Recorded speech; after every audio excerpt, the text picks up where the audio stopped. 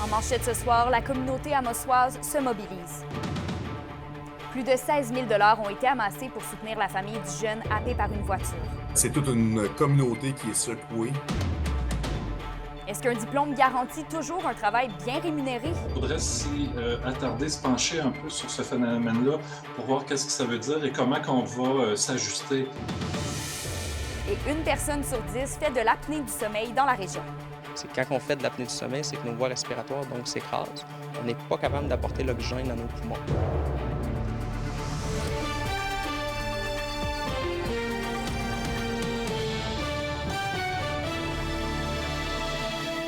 Bon début de soirée, bienvenue au TVA 18h. La communauté d'Amos se serre les coudes pour soutenir la famille du jeune Nathan qui a été happé en sortant de l'autobus. D'ailleurs, la campagne de sociofinancement GoFundMe a déjà atteint plus de 16 000 $. Et aussi, depuis hier, une équipe d'une vingtaine de personnes d'intervention de soutien pour les élèves et les membres du personnel a été mise en place au centre de service scolaire Arikana. La quarantaine d'élèves qui étaient présents dans le bus au moment des faits ont tous été rencontrés et l'équipe restera en place encore pour quelques jours. C'est des jeunes qui veulent venir parler. C'est sûr que pour les jeunes qui ont été témoins, nous, on s'assure de vérifier les symptômes, de normaliser les émotions qu'ils vivent à ce moment-là, parce que c'est normal de vivre des émotions. Et puis ensuite, on s'assure de surveiller l'évolution des symptômes, parce que pour le moment, certains jeunes peuvent avoir un état de stress qui est plus aigu. C'est très tragique ce qui est arrivé, puis ça nous pousse à nous remettre en question. Je vois beaucoup de commentaires sur les médias sociaux où je me rends compte là, que les gens sont vraiment affligés, puis tout le monde se voit un peu, hein. On est tous parents de quelqu'un ou on est tous des enfants qu'on connaît, puis c'est extrêmement difficile à vivre présentement. On veut pas que ça arrive à nulle part. C'est vraiment triste. Et d'ailleurs, la Société de l'assurance automobile du Québec lance une nouvelle campagne pour sensibiliser les conducteurs au respect des limites de vitesse en cette période de rentrée scolaire. Elle va se dérouler du 2 au 29 septembre prochain et c'est sous le thème « Respecter les limites de vitesse, ça devrait juste être normal ». La campagne met en lumière la déplorable tendance qu'ont certains automobilistes à banaliser les excès de vitesse. Le respect des limites de vitesse est primordial pour assurer la sécurité des usagers vulnérables, plus particulièrement dans les zones résidentielles et scolaires. Et on se dirige à Sainte-Terre maintenant. La situation liée aux récentes émanations de produits toxiques près des installations du CN est terminée. Le club de golf a rouvert ses portes et toutes les activités peuvent donc reprendre normalement. Et on rappelle que lundi dernier, la municipalité avait ordonné l'évacuation préventive pour certains secteurs à la suite de la fuite d'un produit toxique survenu sur un wagon-citerne près des installations du CN. Un déploiement important a été mis en place avec 20 pompiers de Sainte-Terre, 12 de Val-d'Or et 4 de Barrault, ainsi que 2 ambulanciers de Val-d'Or relayés ensuite par 2 de Sainte-Terre et plusieurs policiers et des équipes spécialisées en gestion de matières dangereuses ASMAT. Est-ce qu'étudier après le secondaire est encore aussi payant? Selon une nouvelle étude de l'Institut du Québec, c'est de moins en moins le cas et la pénurie de main-d'œuvre qui touche plusieurs régions, dont la nôtre, n'y est pas étrangère. André Audet explique. L'avantage salarial à poursuivre ses études au-delà du secondaire diminue depuis quelques années dans la province. Selon l'Institut du Québec, en 2017, un diplômé universitaire dans la quarantaine gagnait 81 % de plus qu'un travailleur détenant un diplôme d'études secondaires ou moins, ce nombre ayant diminué à 60 % l'an dernier. Moi, ça me surprend pas pantoute. Puis je trouve que ça fait du sens parce que il n'y a pas de raison d'avoir une bonne éducation pour avoir un bon salaire. Je travaillais à la fonderie. Puis j'avais des très beaux salaires, honnêtement, à 18 ans, en sortant de l'école du cégep. Ça dépend, là. Genre des usines, sûrement que ça paye plus, puis ça prend pas nécessairement besoin d'aller au cégep. Le phénomène n'étonne pas l'organisme Vision Travail. En Abitibi-Témiscamingue, on a déjà vu ou observé ce genre de phénomène-là par peut-être les industries importantes quand même, minières ou le bois, l'industrie du bois, ou qui ont offert pendant longtemps puis même encore actuellement, des salaires intéressants, n'ayant pas besoin nécessairement pour pouvoir effectuer ce travail-là, des qualifications ou des grandes formations comme telles. Il y a même des entreprises au cours des années qui avaient même demandaient aux gens, il faut avoir au minimum un 5e secondaire, le diplôme d'études secondaires. Et bien sûr, avec le phénomène de la pénurie de main-d'œuvre et d'autres aspects aussi, les conditions ont changé. Écourter ses études et intégrer le marché du travail pose toutefois un bémol selon l'étude. L'avantage salarial de détenir un diplôme universitaire augmente nettement avec l'âge et l'expérience. Le recteur de l'UQAT est d'avis que pour convaincre plus de gens à faire des études, ces dernières doivent se concilier avec les avantages financiers de travailler. Ça va être bénéfique non seulement pour l'individu, mais pour l'entreprise ou l'organisation qui a embauché cette personne-là parce que au fil des années et à terme de la formation, mais ces gens-là vont développer des compétences et maîtriser des compétences qui vont venir soutenir le développement de l'entreprise ou de l'organisme. Mais avec le récent ralentissement économique, l'Institut du Québec note que la demande pour des travailleurs avec peu de scolarisation commence à s'essouffler. On le ressent déjà. Les employeurs ont d'autres pratiques présentement ou sont en train de mettre en place d'autres pratiques d'intégration en emploi, d'affichage d'emploi. C'est pas aussi facile qu'on le voyait il y a même pas un an ou un an et demi. Par rapport à intégrer le marché du travail. L'Institut du Québec craint que le décrochage scolaire s'accentue dans les prochaines années si trop de jeunes avec des difficultés d'apprentissage se tournent vers des emplois n'exigeant pas d'études. L'organisme souhaite qu'ils soient davantage accompagnés, et ce, dès la petite enfance. André Audet, RNC Nouvelles, Rouyn-Noranda. Vos réponses à la question du jour TVA, une présentation de la clinique infirmière Nord-Ouest partout dans la région. Notre équipe peut vous recevoir pour un bilan de santé, une infection, le suivi de maladies chroniques et bien plus. Contactez-nous pour plus d'informations ou visitez notre site Web.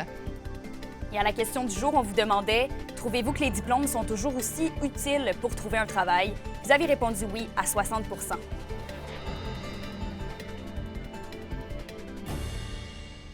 Et sur un sujet qui est peu parlé, mais loin d'être marginal, on va discuter d'apnée du sommeil. Félix, pouvez-vous nous dire combien de personnes sont touchées dans la région? Eh bien, Kimilia, c'est environ 1 personne sur 10 qui est touchée dans la région de l'Abitibi-Témiscamingue. C'est sensiblement les mêmes statistiques à l'échelle provinciale selon l'Association pulmonaire du Québec. Si on regarde comment ça apparaît, c'est les voies respiratoires qui s'écrasent, ce qui va diminuer le niveau d'oxygène qui s'en va dans les poumons et ce qui diminue en fait le taux d'oxygène global dans le corps, ce qui peut amener une augmentation des globules rouges, le sang va s'épaissir et ça peut augmenter les chances, les risque, en fait, de faire un ACV et de faire un infarctus aussi. Il y a même des gens qui ont rapporté que, dû à l'apnée du sommeil, ils ont fait un épuisement professionnel. Donc, d'où l'importance de se faire traiter. Et si on regarde au niveau des symptômes, on va regarder de la fatigue extrême, des trous de mémoire, des problèmes de concentration aussi. Donc, la première étape, c'est de se faire diagnostiquer et justement, quand on va remarquer ces symptômes-là, et on peut se faire diagnostiquer au public. C'est environ un temps d'attente, par contre, de 6 mois à 1 an et demi. Et on peut aussi aller dans une clinique privée. C'est sûr que le temps d'attente va être moindre. Par contre, ce qu'il faut savoir, c'est que le traitement, donc la machine CPAP qu'on appelle, n'est pas couverte par la RAMQ et son coût oscille entre 1 750 et 2 100 $. Fait que le diagnostic, comme on dit, peut se faire au niveau public, donc complètement gratuit. C'est sûr que malheureusement, comme dans plusieurs choses, il y a des délais d'attente qui peuvent varier entre 6 mois et 1 an et demi. Ça peut être fait au privé très rapidement, dans 30 jours, mais le bout du diagnostic mène à une prescription et cette prescription-là, on est obligé en effet d'aller dans une clinique à ce moment-là qu'on va appeler privée pour acheter l'appareil. Fait que qu'est-ce qui peut rembourser cet appareil-là? Bien, les assurances privées vont le faire, les assurances collectives. Donc, possibilité aussi d'avoir de l'aide au niveau, par exemple, de la ressource ici en Abitibi. Et Félix, est-ce qu'il y a de plus en plus de gens qui sont touchés par ce syndrome? Eh bien, Kimilia, c'est pas qu'il y a plus de gens qui en font aujourd'hui, c'est juste qu'il y a plus de gens qui se font diagnostiquer, en fait. Comme vous le disiez, Kimilia, l'apnée du sommeil, c'est peu parlé, mais c'est de moins en moins tabou. Donc, il y a moins de gens aujourd'hui qui hésitent avant d'aller consulter par rapport aux symptômes que j'ai nommés plus tôt.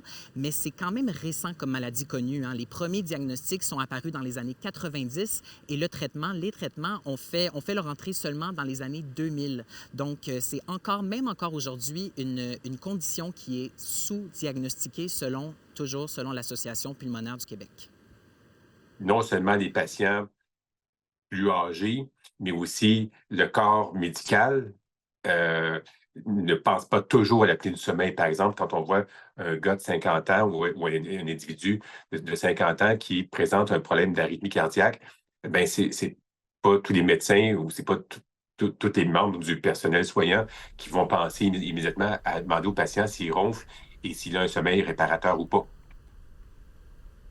Et qu'Émilie, en terminant, il faut savoir aussi qu'il y a une part d'hérédité dans la condition de l'apnée du sommeil. Donc, ce qu'on m'a expliqué, c'est que c'est vraiment une formation au niveau de la gorge et du pharynx qui est spécifique et qui serait une prédisposition à faire de l'apnée du sommeil. Et ça serait héréditaire. Merci, Félix. Je vous en prie. Sur un autre sujet, les résidences pour personnes aînées ont 3 ans de plus pour installer des gicleurs. Les établissements auront donc jusqu'au 2 décembre 2027, alors qu'initialement, la date limite était pour cette année. Et c'est la ministre responsable des aînés et ministre déléguée à la Santé, Sonia Bélanger, qui l'a annoncé. Elle ajoute également la bonification du programme visant à aider les propriétaires à payer une partie des coûts d'installation de gicleurs. Ces 2 décisions contribueront à limiter le nombre de RPA qui pourraient cesser leurs activités si elles ne conforment pas aux exigences réglementaires. Et en politique, Québec solidaire a choisi celle qui succède à Émilie Lessard-Terrien comme co-porte-parole féminine du parti. La députée Alejandra Zaga-Mendez devient responsable de la région de l'Abitibi-Témiscamingue au caucus solidaire. En plus d'occuper la fonction de whip, la députée de Verdun-Est est porteuse d'une demi-douzaine de dossiers. Je vous les nomme: l'environnement, la faune et des parcs, les ressources naturelles et les forêts, l'agriculture, les pêcheries et l'alimentation, la jeunesse ainsi que des relations avec les Québécois d'expression anglaise. L'indice boursier minier au TVA Nouvelle 18h est une présentation de GFM Groupe Financier. Dirigeants d'entreprises et particuliers, fiez-vous aux experts de GFM pour vos placements, assurances de personnes et assurances collectives. Car pour vous, ils vont au-delà de la finance. La foire du camionneur de Barraud commence demain. Après la pause dans la chronique culturelle, là, on découvre qu'est-ce qui nous attend en fin de semaine.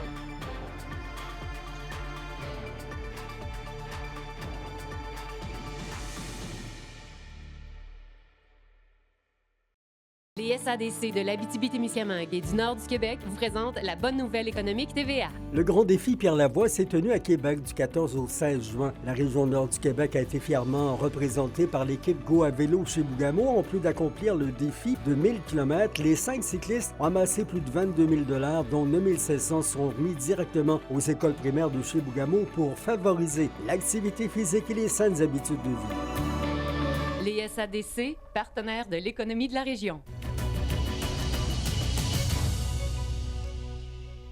Eh bien, le Témiscamien Réal Couture sera le président du nouveau jury du Festival international de théâtre du Mont-Laurier. La 10e édition du festival sera dirigée par un jury de 7 personnes provenant du Québec et de la Suisse. L'événement va se dérouler du 5 au 11 septembre prochain et va accueillir près d'une vingtaine de troupes provenant d'une dizaine de pays. Du théâtre sous toutes ses formes, soit traditionnel, lyrique, sans parole, sera présenté dans diverses langues et des artistes de nombreux différents pays seront présents. La chronique culturelle vous est présentée par Bruno et Jasmin Leclerc, denturologistes. Des cliniques à la fine pointe de la technologie pour vous servir à La Sarre et à Amos.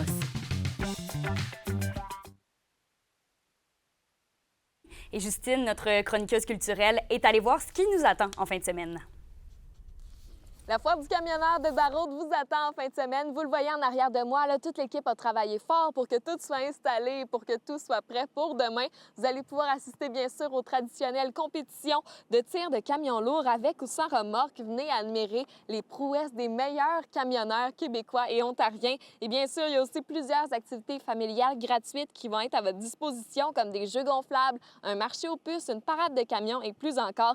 La foire du camionneur, c'est un événement d'envergure à découvrir en amis ou en famille. Bien, c'est sûr que c'est une fierté. Peu importe où on va, les gens nous demandent d'où vous venez dès qu'on nomme Barraud. Ah oui, c'est là que la foire du camionneur, allez. On est reconnu pour notre événement, puis on en est fiers. Bien, en fait, on l'a toujours dit, nous, on veut vraiment un événement familial. La meilleure façon d'attirer les familles, c'est de la gratuité, on ne s'en cachera pas. La seule chose qui est payante sur notre site, c'est les spectacles le soir. Là, c'est sûr que pour nos artistes, il faut trouver un moyen de financement. Alors, c'est la seule place où c'est pas gratuit. Sinon, à part ça, bien, notre financement vient bien sûr en grande partie de nos commanditaires et de la vente de boissons. Alors, venez nous encourager en grand nombre. Demain, la foire du camionneur commence en force avec le spectacle de Sarah Dufour. On espère vraiment qu'elle va chanter semi-route, semi-trail, mais semble que ça fit pas mal avec la foire du camionneur. Aussi, au courant de la fin de semaine, vous allez pouvoir assister au spectacle de Francis de Grandpré, de Moonshiners et plusieurs autres qui vont accompagner vos fins de soirée. Tous les billets sont vendus et en plus de venir encourager la foire du camionneur, bien, vous encouragez plusieurs organismes de la région parce que cet argent-là est remis à la communauté. Bien, on aime faire de la nouveauté. C'est des artistes qui ne sont pas venus souvent en région.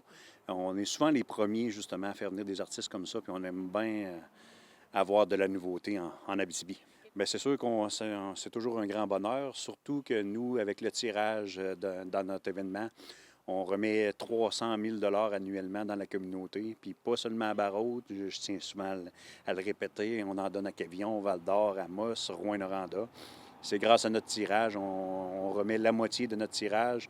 La vente de nos billets nous permet d'amasser 600 000 $, alors la moitié est remise à la communauté. Bien, entre autres, à la Maison du Boulot Blanc à Amos, la ressource pour personnes handicapées à Rouyn, tous des organismes qui en ont grandement besoin. Si vous n'êtes jamais venu à la Foire du camionneur de Barraud, eh bien cette année, c'est la bonne, c'est la 36e édition. Alors venez découvrir cet événement haut en couleur, les courses de camions, les activités familiales gratuites. Tout ça, ça se passe en fin de semaine. En plus, c'est la fête du travail, un petit 3 jours de congé.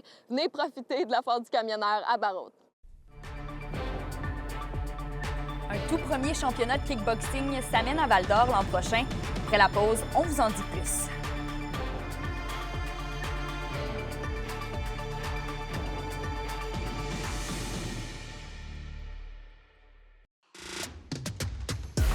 Les sports vous sont présentés par Thibaut GM, votre concessionnaire de confiance à Rouyn-Noranda, là où qualité et choix se rencontrent. Un premier championnat provincial de kickboxing s'amène à Val-d'Or du 11 au 13 juillet l'an prochain en 2025 et ça risque d'être un pas marquant pour la discipline et pour les arts martiaux au Québec. Alexis Dumont a rencontré l'organisateur. Bonjour, d'abord, j'aimerais savoir en quoi consiste votre événement concrètement? Bon, notre championnat provincial ISK qu'on met sur pied, qu'on va partir à partir de juillet prochain, est un tournoi que, dans le fond, on veut partir avec la base pour les combattants de kickboxing et de CAR. Dans le tournoi, il va y avoir un volet pour les juniors. Okay? C'est que ça va leur permettre de pouvoir aller chercher cette expérience-là. Fait que moi, en tant qu'athlète, quand j'ai vu ça, j'ai fait « OK, bon, ben, c'était la logique avec tous les événements qu'on organise et qu'on participe, qu'on puisse mettre cet événement-là sur pied pour les athlètes. » Et vous attendez à recevoir combien de participants environ? On devrait avoir au moins 200. C'est ça, je peux avoir un peu plus, pourquoi pas. Fait que je veux pas... c'est une des raisons pourquoi aussi je me prends tôt. C'est pour que les gens, les clubs puissent le savoir. Voir, je pense qu'il y a beaucoup d'écoles, beaucoup de gens, que ce soit dans le karaté, dans le kickboxing et tout ça, qui attendaient quelque chose comme ça.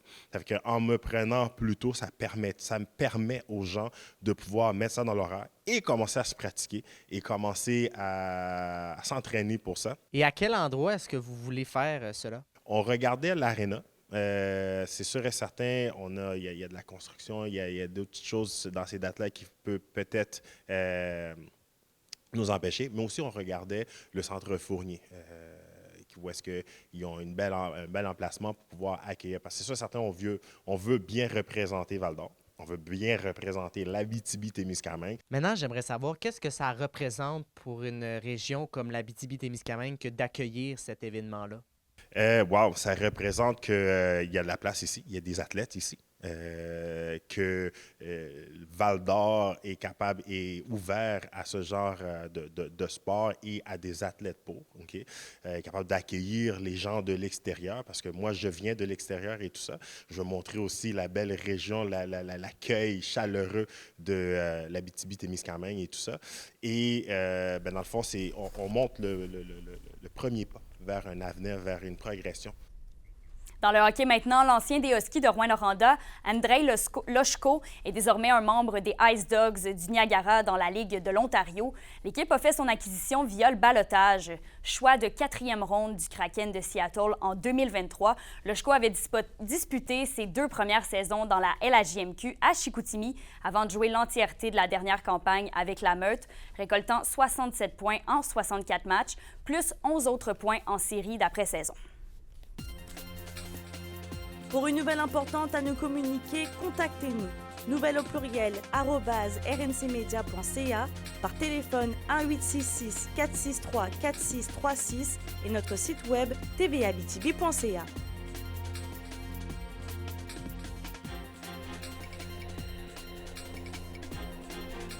La météo. Une présentation de Nicole Auto de la Sarre, la capitale du pick-up. Vous y trouverez toujours le meilleur choix, toujours le meilleur prix. À la météo, Justine, eh bien, la pluie nous rend visite demain. Oui, j'espère que vous avez profité du soleil aujourd'hui parce qu'il va se faire un petit peu plus rare dans les prochains jours. Ce soir et cette nuit en Abitibi, ça va être dégagé avec un petit peu de brouillard qui va se former au courant de la nuit et un minimum de 8. Même chose pour le Témiscamingue, sauf qu'on va avoir un minimum de 11 degrés. Demain en Abitibi, ça va être ensoleillé le matin et dans l'après-midi, on va avoir des nuages accompagnés d'averses et aussi un petit peu de vent et un maximum de 23 qui va monter jusqu'à 27 avec l'humidex. Et au Témiscamingue, ça va être ensoleillé avec des nuages en après-midi et du vent, mais pas de pluie avec un maximum de 24 qui va monter jusqu'à 29 avec l'humidex. Et un petit aperçu pour samedi en Abitibi, on va avoir des averses avec un maximum de 23 et au Témiscamingue, une alternance de soleil et de nuages avec un petit peu de pluie et un maximum de 23 aussi. En fin de semaine, si vous allez au FME ou à la foire du camionneur de Barraud, n'oubliez pas de vous traîner un petit poncho ou un imperméable pour ne pas vous faire prendre par la pluie. Bonne idée. Merci, Justine. Je termine avec la fonderie Horn à Rouyn-Noranda qui a annoncé qu'elle met en place une nouvelle station de mesure de l'air ambiant. Il y a donc un avis de travaux en cours au nord de la fonderie, près de la voie de contournement. Ça complète le bulletin pour ce soir. Demain, c'est ma collègue Mélissa Aubert, que vous connaissez bien, qui sera à la barre du TVA. Et nous, on se retrouve la semaine d'après. À bientôt.